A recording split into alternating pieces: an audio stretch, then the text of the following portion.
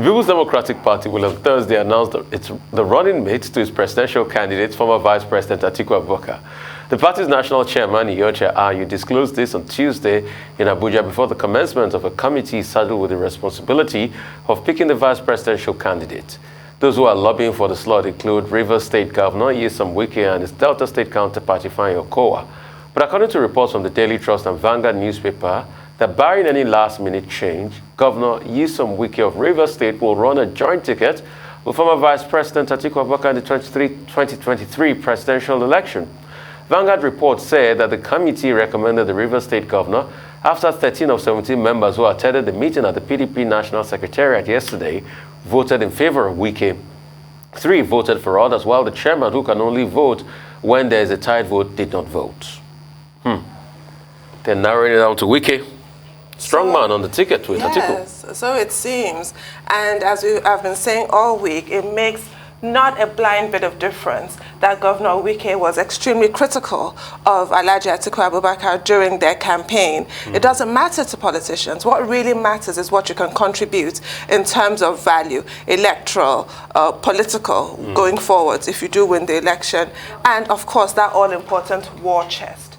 But the problem with the war chest is that where exactly is its source? That is an issue. Because as we've seen with the primaries and the over-monetization, the dollarization of the primaries in the most vulgar fashion, what was that thing? You taught me that. Mobilization of delegates. It was nauseating. And the next thing we're going to get is presidential candidates talking about anti-corruption with a straight face. I mean, we're going to laugh them out of the room at that point.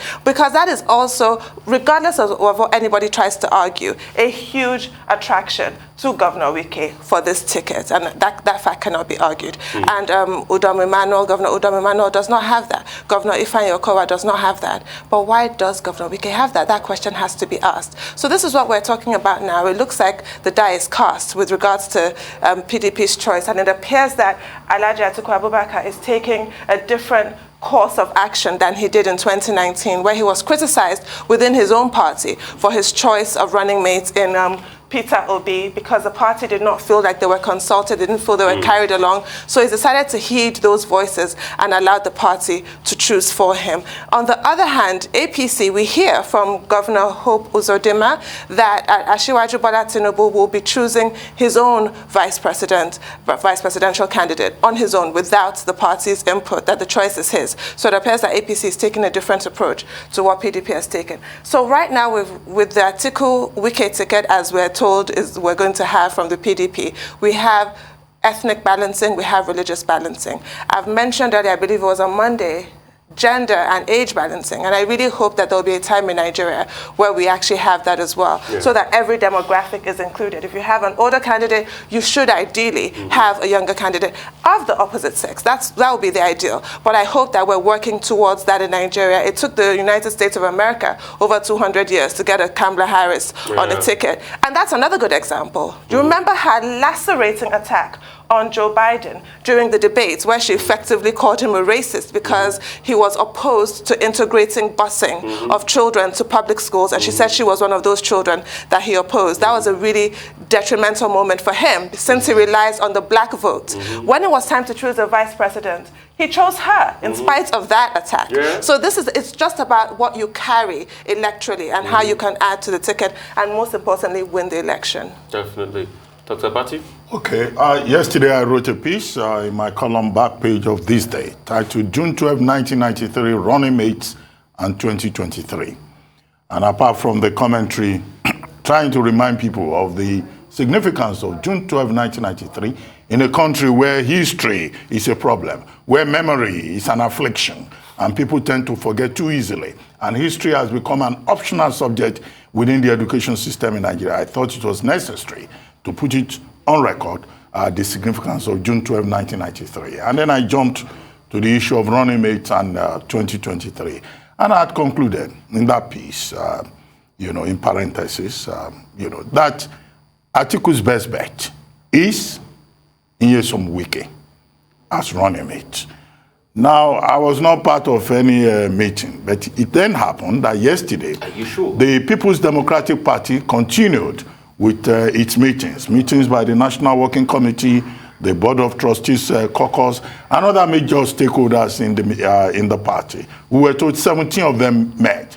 The Presidential Running Mate Selection Committee, it is called. And 2 newspapers today reported it, notably Vanguard and also Daily Trust. Those are the 2 newspapers that played up the story today. And they reported that out of these 17 persons, 13 of them voted for Wike. They recommended Wike.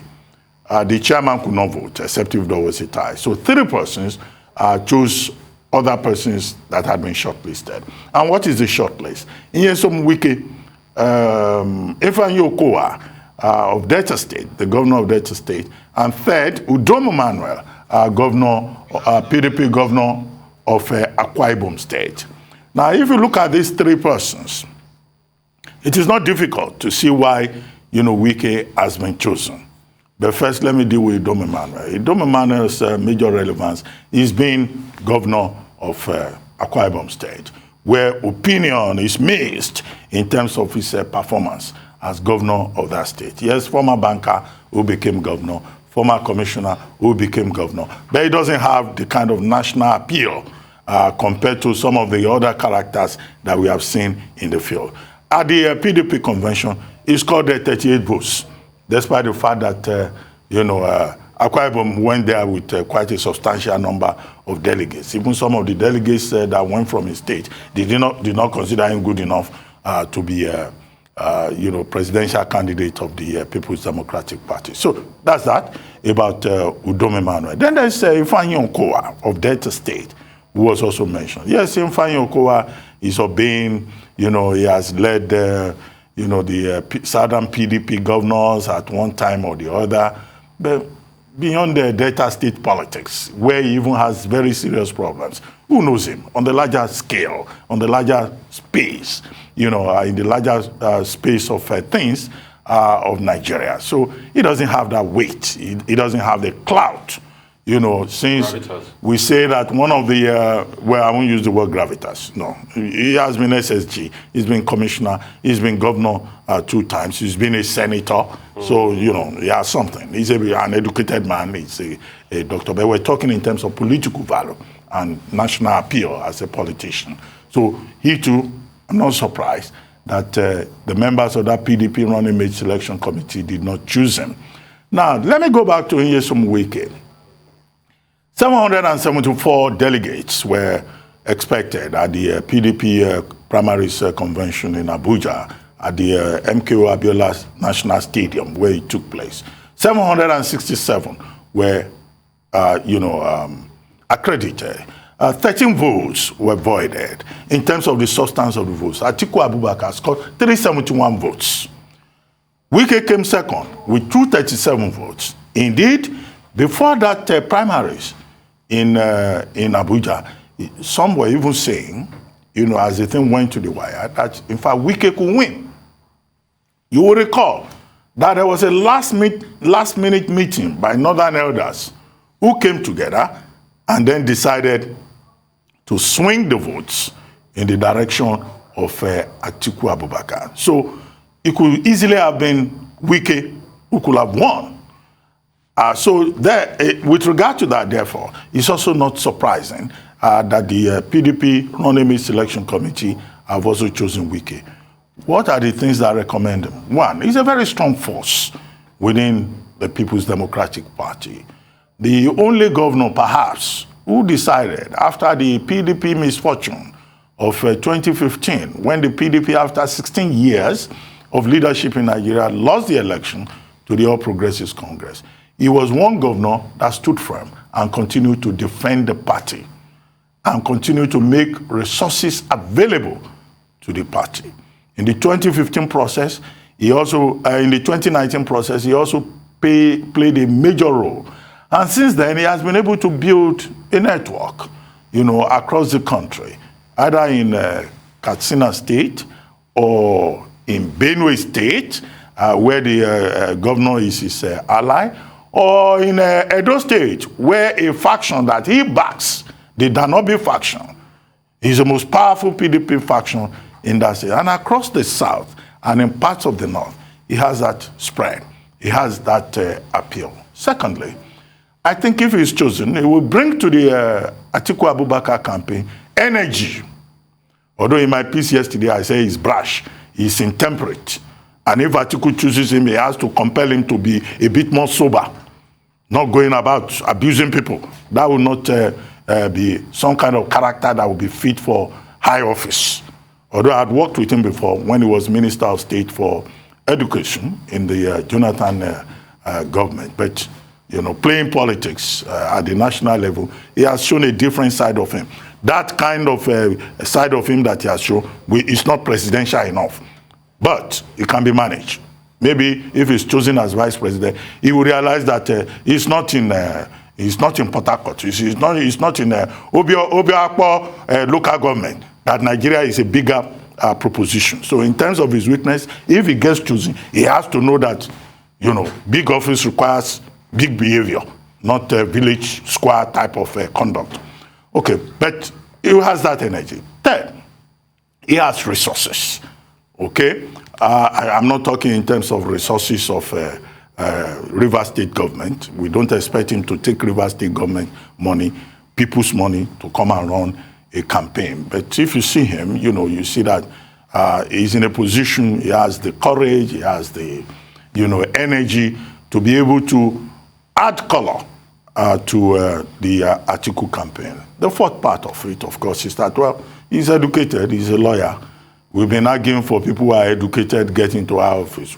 Even if the Constitution of Nigeria in Section 131, Section 141, Section 138 says you don't even need to pass a school cert, but at least we'll know that it can be teachable. It can be managed because of the, education that he has. Then, of course, it will appeal to certain stakeholders within the party who think that Wike is a major driver, and he has consistently expressed commitment to the party, because he talks about people who left the party and came back, and he says, oh, he's one man who has never left this party and that he will not leave the PDP, whatever happens. So he has his strengths that must have recommended him to the running mate selection committee. He has his weaknesses that Atiku will have to manage if he chooses him. But at the end of the day, I think, the input by the various stakeholders is something that the presidential standard bearer himself will note. Some party members have said in 2019 that Atiku Abubakar did not consult enough when he decided to choose Mr. Peter Obi, who, as we speak now, is in Egypt, trying to study Egypt, not Nigeria. That where he's running for presidency on the platform of a Labour Party. I don't know what Peter Obi is doing in Egypt. But anyway, that's another story entirely. So the story is that this time around, Atiku has done the needful by consulting widely, qualitatively. But the decision at the end of the day rests with him. For one reason, the point I always make about compatibility. You must choose somebody that you can work with. And I hope that, at the end of the day, the party will be able to take a decision. In any case, all the parties have no choice in the matter. INEC has given a deadline of Friday. So we'll do this analysis now, but we'll save the energy for when the running mates appear, and then we will then begin to tear everything in a granular manner to analyze whoever emerges who wants to be president of Nigeria. This time around, we have to ask all the relevant questions. Yeah. So the PDP, two things we should establish first. I think Iochai has not been able to confirm even the understanding that there's a committee that is picking the PDP vice presidential aspirant. I think it's still iffy, and that's why most papers didn't use that story. There's also another talk about an Aliu Gusau committee. So I think we should be careful until the PDP announces who's the candidate. Yes, Wike might be tipped top, but I'm not going to openly stick my head and say, okay, it's Wike. Let them announce it. But if it's Wike, it comes with a lot of baggages. A lot of people say Wike has a war chest. Let's interrogate the war chest. I'm sure Wike made asset declaration before he became governor of Rivers State. Can you juxtapose that with the so-called money he's spending now that is a war chest? Because we should have public accountability. So like the question I love to ask is, how did he make his money? And if he emerges the vice presidential candidate, that's the question we'd like to ask him. How did he make the money? It's not just something to say, okay, River State government money is not missing. But how did our politicians make their money so we can know?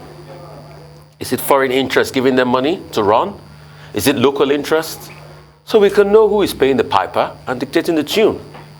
That's number one. Number two, what's the antecedents of performance in his states? The last time I checked, River State has one of the highest unemployment rates in the country. So what's the antecedents of his performance? What has he done? Yes, he said he's Mr. Infrastructure, has done a lot of projects. Has it segued into the livelihood of an average person in River State? What has been the evidence of performance on the lives of people? What is the Human Development Index in River State? Because after all is said and done, that is what will matter the most. It's not only about doing projects. Projects are a dime a dozen. And that's why when Nigerian politicians say they do projects, I laugh and I remember the words of Charles de Gaulle. Politicians will build bridges where there are not even rivers in the first place. So There are bridges in Abuja. you can see. So I don't believe in this. We did project, I missed a project, I did this, I did that. Projects are easy ways to cream some cash. We all know what happens to the project process. What I care more about is the human development indices of the people in that state. The third point I'd like to make is the point of balancing. You know, because the truth has to be said. The truth has to be said. If Wike emerges as vice presidential candidate, if I'm Atiku Abubakar, I will not sleep with two eyes closed. Because don't forget, Mr. Wike is a very ambitious person. Now, you can't change a man for having his ambitions. He will have his ambitions. And you know the thing we say about, vice presidential candidate should not be overly ambitious? Hell no. He is overly ambitious, and he shows it every day. So when people say he's brash, it's his ambition he's showing. He's the kind of person that tells you where he's going. So I would like to see the balancing. Yes, he will bring everything. He's a hard campaigner and all of that. But this might just be the beginning of problems for the PDP. Because there's no how. Because even, let's look at Alhaji Atiku Abubakar, that didn't frontally show his ambitions before he emerged with President Olusegun Obasanjo. But you saw how they fell out. So that's the point I was going to make. Everybody acts meek and unassuming. Yeah. And when they get there. So, but when you now put, when you put the lapel of Vice President Nyesom Wike, he will go the whole hog. And it might be a case where they will have to remind Alhaji Atiku Abubakar that you are going to be 80 after the end of your first term, or 79. I hope we'll not have a case of, it's my turn. No, but Alhaji Atiku Abubakar said he's only interested in one term. Okay, after one term. So obviously we'll have on the case of it's my turn. Emilio come. That's another factor in there. So those are the things we should look at critically. Those are hypothetical notions. I know it's hypothetical. Is he going to stage a coup to take over? I know it's hypothetical. Is it going to stage a coup? Or we've seen an attempted palace coup. Wait till he gets there. One of those. A vice president cannot do that. No, we can say a vice president. You see, I've taught myself to expect the unexpected. He will not do it, he will not do it, he will not do it. But there's going to be a power tussle.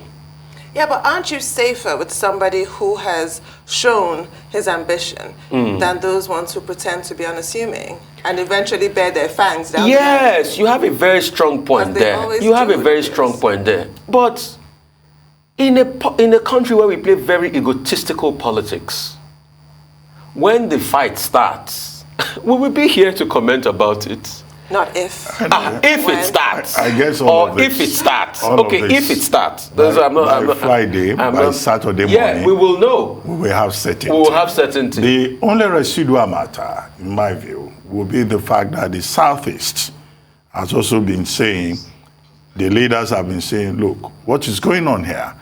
If the PDP wants to choose a running mate from the South, then that person should come from the Southeast. But apparently, that may not happen because even that short list does not include anybody from the south. The south doesn't have a governor. Okowa is from south-south. Yeah. Udom Emmanuel is south-south. But the Ikwere people, Wike is Ikwere, right? Yeah, it's Ikwere. I think that is good. The Ikwere people, they claim that they are Igbos too. But whether that will be acceptable to mainstream Igbo land is another thing entirely. But when it is convenient, the same Ikweres will say they are not Igbo. And we're talking, because there have always been two conversations. Yes. Igbo extraction and Southeast. Southeast. Those are the two terms that have been used. So for clarity's sake, yes, I think the dichotomy here is the Niger. Once you get over the Niger across board, because there's a proximity between the Ikwere people and in fact, in places like, Anambra,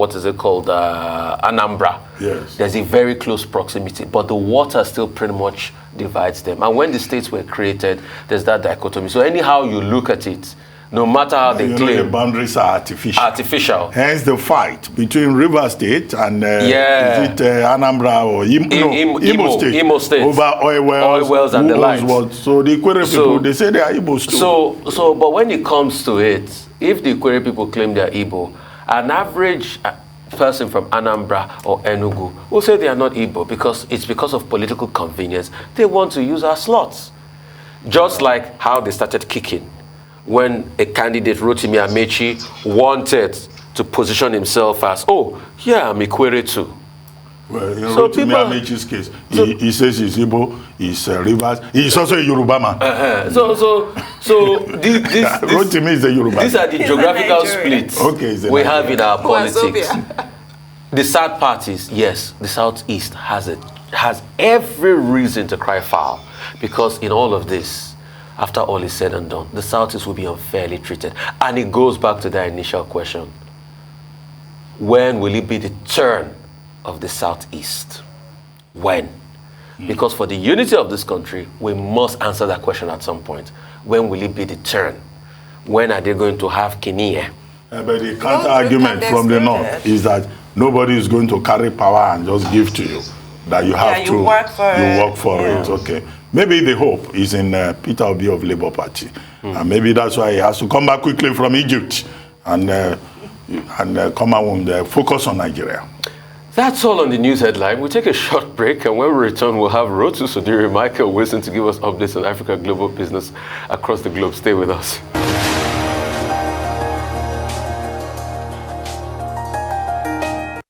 Welcome back to the morning show here on Arise News. Moving on to business updates, Michael Wilson joins us now from London. Good morning, Mr. Wilson. Good morning, everybody. Good morning. Yes, first of all, and so I'm going to deal with Asia Pacific as I normally do to start with. In China, leading gains really as far as the markets there are concerned. The retail sales figures didn't come in as badly as expected, just down 6.7. I say just down 6.7%, but that's the way it is in May. Better than the 7.1 fall expected by a poll of various analysts. And basically, not an enormous amount happening in most other places. Most people actually waiting for what they suspect will be a fairly aggressive stance from the Fed. I'll come on to that. Shanghai Composite up 1.4%. Hong Kong Index up 1.4%. Chinese, so those sort of figures from China came in better than expected, I said, but according to the officials there, difficulties and challenges still remain. Industrial production mildly up 0.7% versus a 0.7% drop, which is what was expected again by polling by analysts. And again, luxury brands as well, worrying about their exposure to China at the moment, not doing very well given the COVID lockdowns. And premium and consumer brands only expect 3% growth in China. I mention this because it involves a lot of European companies, a lot of international companies actually, as opposed to 18% up a few months ago. Most factories in Shanghai have resumed work, 96.3% according to the official figures I'm reading this morning. Tesla has achieved full production there. Shanghai's local state-owned automaker SAIC up by 60% production. So basically, Shanghai getting back to work. However, The markets still wonder if there is another outbreak of COVID, what will happen then? And this reflects very heavily on the COVID zero policy, which may have to be changed.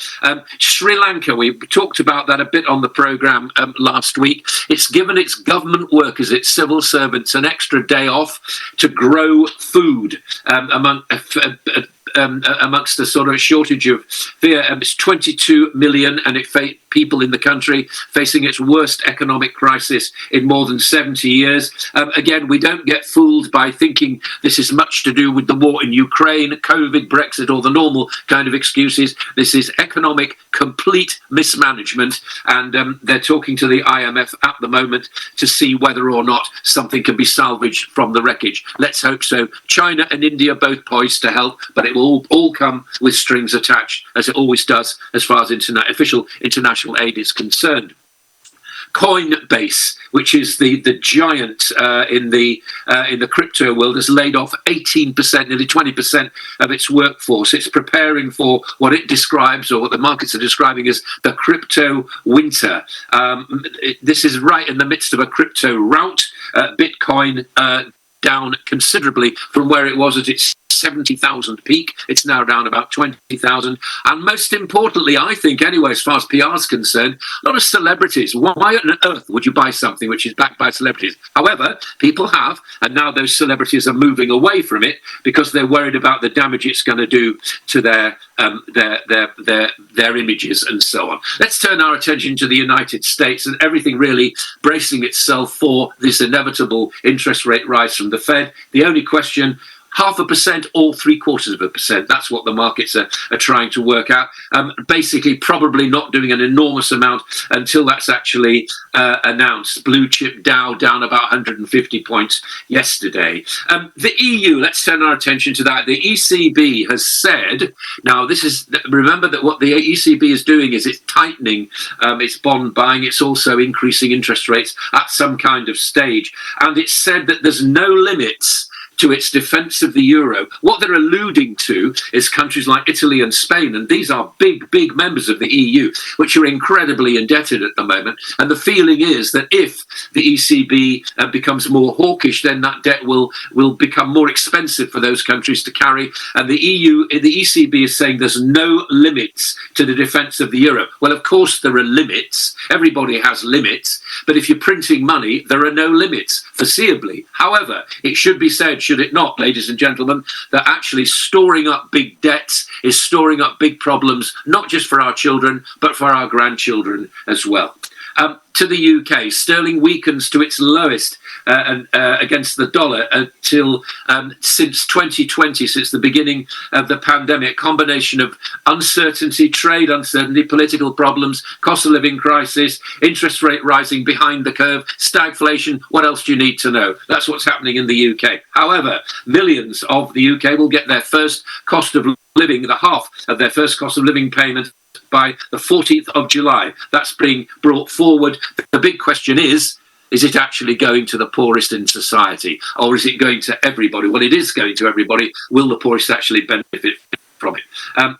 Bank of England. Now, we talked about the Fed. The Bank of England will announce its interest rate decision tomorrow. There's a thought that its job it is incredibly difficult right now. It'll get more and more difficult, presumably, as the FOMC announces. If it's uber hawkish, if it's very hawkish indeed, then there will be a lot for it to do. And it may be forced, although I hope it does not take attention from what the FOMC does, but if it does, it may be forced to raise more than the 0.5%, which everybody is thinking about. And finally, as far as oil's concerned, it's been very noisy, but the bottom line is it's moving sideways. What they're trying to get to grips with are these following kind of things that are going on within the oil industry. Chronic refinery shortages and capacity limits holding up diesel and gasoline prices globally. That will be happening in Nigeria. I think you've already alluded to that as well. OPEC missing its production targets by 176,000 barrels per day, and a spike in European natural gas prices because of the fire in Texas. So overall, the supply-demand situation remains supply constrained. That is the global view. Mr. Wilson, I see you looking askance at the whole influencer industry. I couldn't agree more. But regarding cost of living, is that where the cost of living czar, David Buttress, comes in? I mean, do you think he's going to do any good? And he does buttress, pardon the pun, a point I've been making this week about the fact that politicians don't tend to be too sensitive about people who have criticized or even lambasted them, because he's really been in opposition to Boris Johnson and he's still got this appointment. But what practical purpose is he going to serve? None whatsoever. There is no point in politicians getting involved in this unless you're giving away money, it seems to me. And that's what the Chancellor decided to do. So you've got this big debate going on at the centre of government between the Prime Minister and the Chancellor as to whether or not to deliver business rate cuts, corporate tax cuts, or even just tax cuts. And the Treasury is saying no. The Prime Minister, because he's a bigger politician and just holding the purse strings, is saying, please do it. No, there's no, I cannot understand why anybody this is a personal view, why a politician has been brought in to solve of course, how on earth is David Buttress going to solve the global problems that are causing the cost of living crisis? Everything that we import, and it will be exacerbated as far as UK is concerned. I didn't mention this, of course, but as far as sterling getting weaker, we're importing inflation. So no, I don't see what any politician can actually do right now. I mean, if my mother was still alive, and she's not, God bless her, but if she were, she talked to me about earlier, 2 or 3 years ago, about what they used to go through in the Second World War, and they really did actually have to cut their cloth according to what they were actually doing. And that did involve, for example, making dresses out of curtains and vice versa. I mean, we're talking about that kind of level. All right. Sound of Music. Remember that movie? So sad experiences. But let's go back to the crisis in the world today. Higher inflation increasing by the day. The Fed is trying to juggle everything, but it's not working. Is this the time for another Volcker shock, like in the 80s? Because in the 70s up to the 80s, when we had higher inflation, Paul Volcker did the needful. The Volcker shock. Increased interest rate, bumped it up to 20% to superimpose on the inflation numbers. Ben Bernanke talked about that in an op-ed yesterday. Is it a time for another Volcker shock to just, lay to rest all of this we're going through in the world? Well, actually, looking back on it, I don't know how far you want to go back with all this kind of stuff, but I don't really think that those kind of shocks are going to work anymore. Simply because there is nothing to take up the impact of the shock right now. Now there may be in a few months or maybe in a few years' time, should the situation with Russia resolve itself, should the situation with food supply resolve itself, should solutions to nitrogen-based fertilizer resolve themselves, should water shortages resolve themselves, should the big inflows of immigration to various countries solve themselves? These are enormous questions. I don't think the world is ready for that kind of shock. What's really interesting, and I know we're going to talk about this tomorrow, but after the Fed, there's been a very, very important change of language from the chairman of the Fed. And what he's talked about, he doesn't talk about a soft landing anymore. He talks about a soft-ish landing. Now, that's a very, very important gradation of the way he's actually talking at the moment. So, no, I don't think a Volcker shock is worth it right now. It may be in the future, but not right now. I just don't think there is the take-up to allow that to happen. We need to bring back global cooperation, and that is not happening at the moment. Okay, quickly, a number of things. I'll try to be very brief. Sri Lanka, the government has now decided that workers can take Friday off. About 1 million of them in a country of 22 million people to go and grow fruits and vegetables to address the challenge of a 57% rise in the cost of food in that country. Now, how is that going to help a country that is in default, the worst ever situation it has found itself in 70 years? How about that as an economic planning strategy? Then the second thing that I was going to draw attention to is that headline that said people should take Africans tests.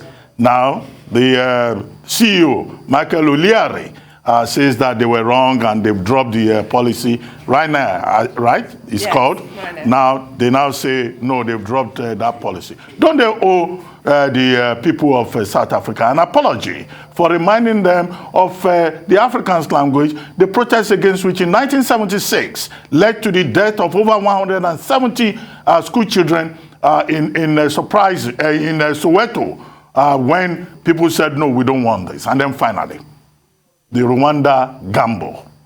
How much of a damage is it to the Boris Johnson administration, particularly as what has now stopped the flight taking off yesterday was a last-minute off-schedule ruling by a European court judge, even with the UK, Britain, planning to sabotage this agreement that the European Court of Justice is superior to high courts. I know that you may say that's political, but what are the other issues involved with regard to the trade war and Rwanda itself embarking on the funny ambition of turning itself into a dumping ground?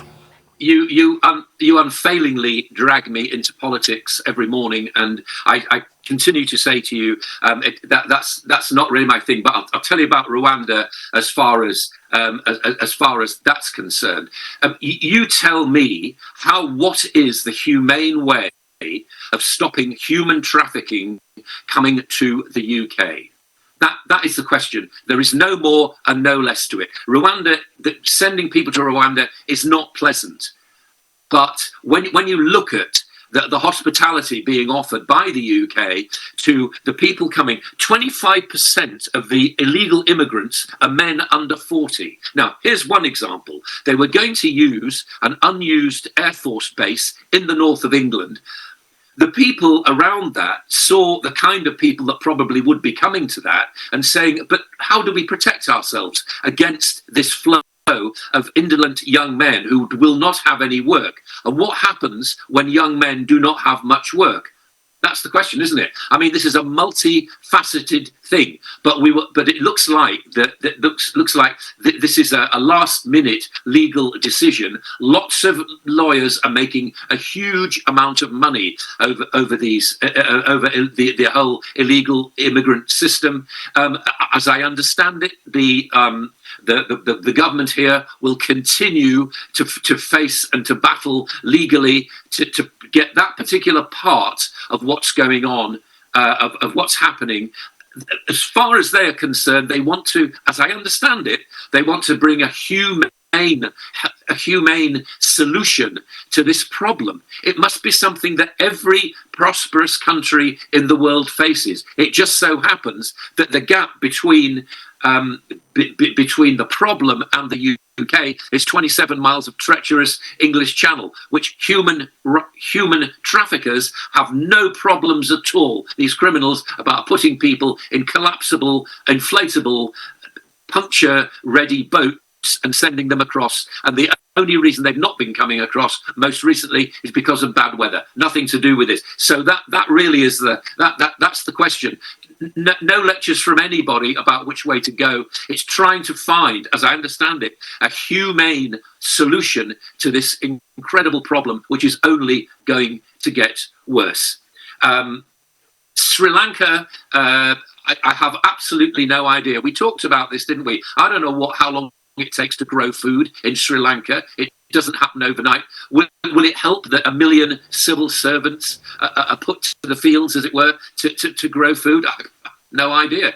Seems like a very, very small part of the population. I think it's a lot of publicity. I think what it's doing is, if I may posit this, is it's showing to authorities like the IMF that Sri Lanka is actually trying to solve some of the problems which the administration has 100% brought upon itself. I'm afraid we have to dash. Thank you so much, Mr. Wilson, for your time this morning.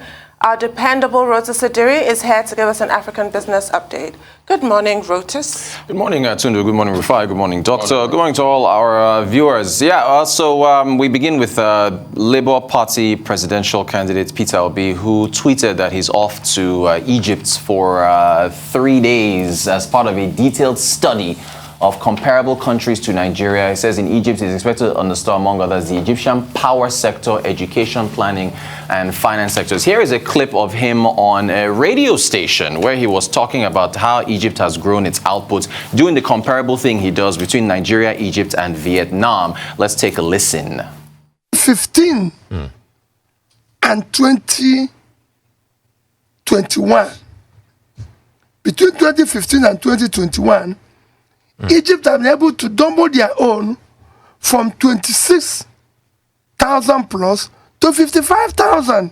And that's why I said, even if you don't know what to do, let's go to Egypt and tell them, please, what did you do that in these 6 years you doubled this? Can we go and learn if we don't know how to do it? That's what I've always done in my life. If I don't know how to do it, I go to you and say, oh, please teach me. So we have become a country that cannot do anything. We can't even learn. It's impossible to go. Egypt is not here. This is not, we're not talking about going to America now. Egypt doubled their, listen, Vietnam, from 2015 to 2021, doubled theirs from 38,000 to 76,000. You were asking me about production. In terms of land size, to tell you that we're not producing, in terms of land size, Nigeria is 923 square kilometers of land. Vietnam is 331,000 square kilometers. So 1/3 of Nigeria. In population, they're 50. They're 50%, because they're 100 million. Their total export last year was $312 billion. We couldn't even export 30 billion. They are not talking about first world now. I'm talking about and all Vietnam export, less than 1% is natural resources. The rest are production. Electronics, phones, textile, 32 billion. So they earn twice, more than twice what we earn from oil, from exporting clothes. Footwear, 23 billion. Just shoe and that they do in Abaya. What is happening here? 15. All right. So the question now is on power specifically. Does Peter Obi understand our power issues, and does it require a trip to Egypt? If you look at you see there where he's talking about outputs in Egypt, where they went from 21,000 megawatts to 55,000. Well, Nigeria went from 4,000 to 13 on between President Olusegun Obasanjo, Yar'Adua, and Goodluck Jonathan. The issue, though, with Nigeria's power sector, as we all know, is that while you have installed capacity of 13,000 megawatts, about 9,000 of that is stranded, right? So it's stranded. What in Egypt can help us solve the issue of getting that stranded capacity out in order to boost electricity output? There's a number of issues. You've got the fact that not enough gas is being generated. It's not priced appropriately. Not enough gas gets over to the thermal plants. Then you've got the fact that the grid itself, which a number of people have talked about, TCN, Transmission Company of Nigeria, being unbundled, the grid can't even handle that.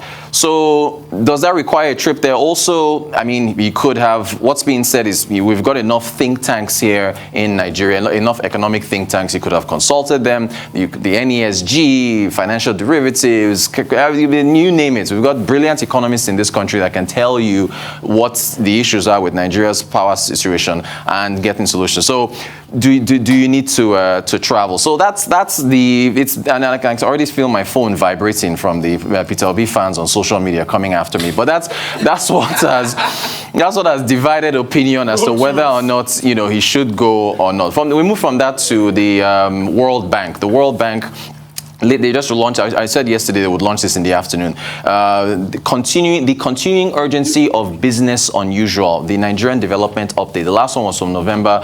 The latest one was from June. Let's go through a litany of stats here. First of all, their GDP forecast has been revised upwards between 3.4% 2022, 3.2% 2023, based on the fact that the non-oil sector has grown, oil prices have risen. However, there are other updates that have risen as well. Let's move to the quickly move to inflation, where inflation average for the year, they are looking at 15.5%. Inflation was a big focus of this report, with the fact of the impact on poverty. Let's move on to the next. I think public debt to the deficit is the next forecast that they put up.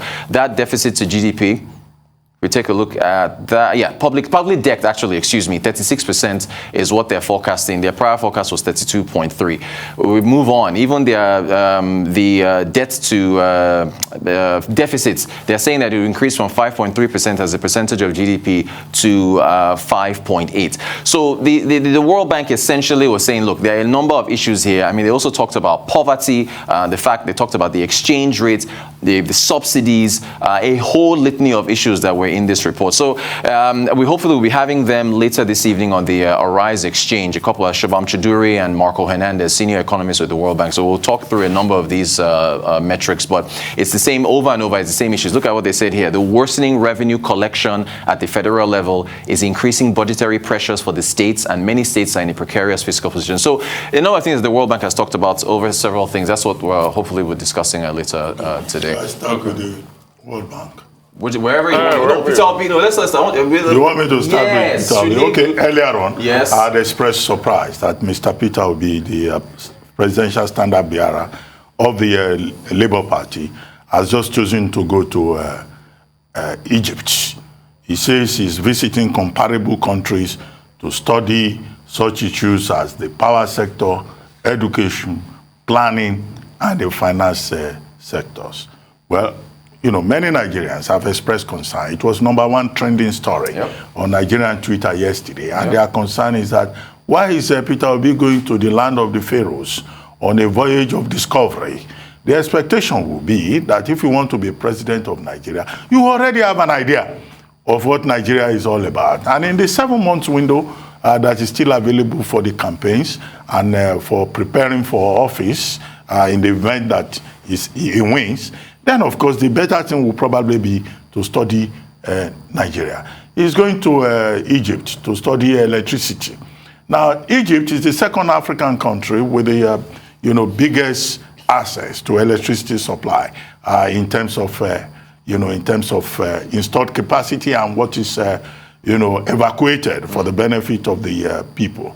Okay, does Mr. Obi, does he have information about the electricity mix in Nigeria, from generation to transmission to distribution?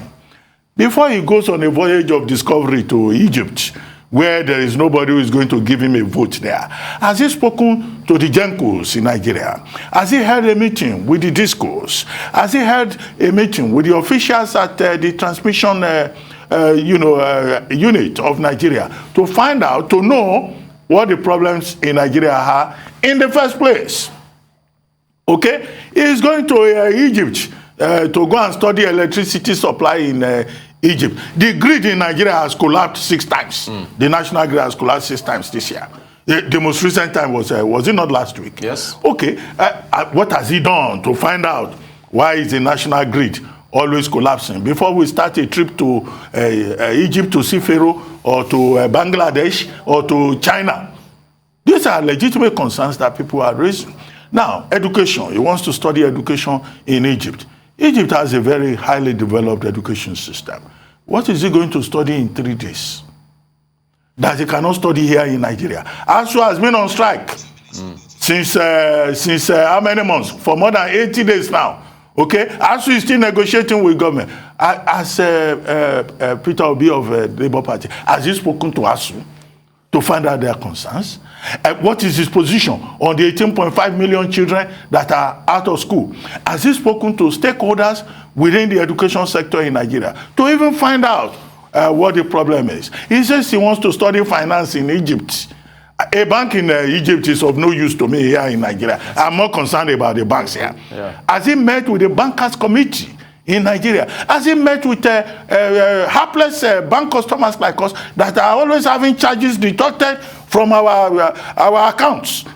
Every time you see them, the first thing you are charging is they've taken my money again for no reason. What is Mr. Peter Obi going to do about that? That's what I'm interested in, not a trip to the pyramids.